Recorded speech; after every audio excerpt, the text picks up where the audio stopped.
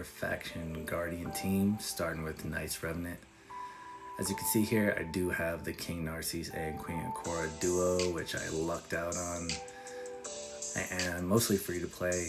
I've spent $50, $60, $70, somewhere around there total in this game, so nothing crazy.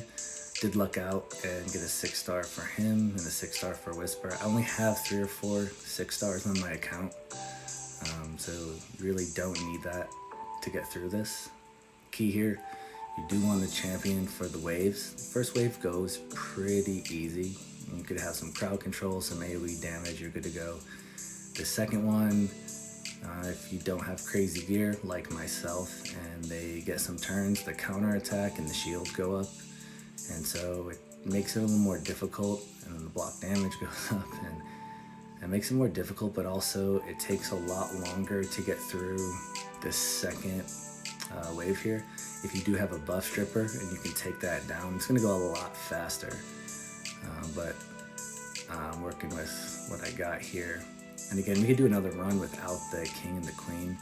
You do want a healer and a reviver depending on the health of your champions. If they're going to be going down, obviously you're going to need a reviver. It's not essential. I wouldn't quite need it here, but my Whisper is very squishy. Most of my best gear is on my Hydra teams and my live arena champs. So I only have a 6-star for Whisper, King Narcisse, Mezamel, and the epic here, and one other epic dinosaur dude, Basilic, I think. I don't use him too much, but so it's just coincidence that 3 of my 6-stars are on this particular faction's team. But we can show the Whisper stats. It's nothing impressive, maybe 4,000 attack, not even crit capped. I think she's at 60-65% on the crit rate.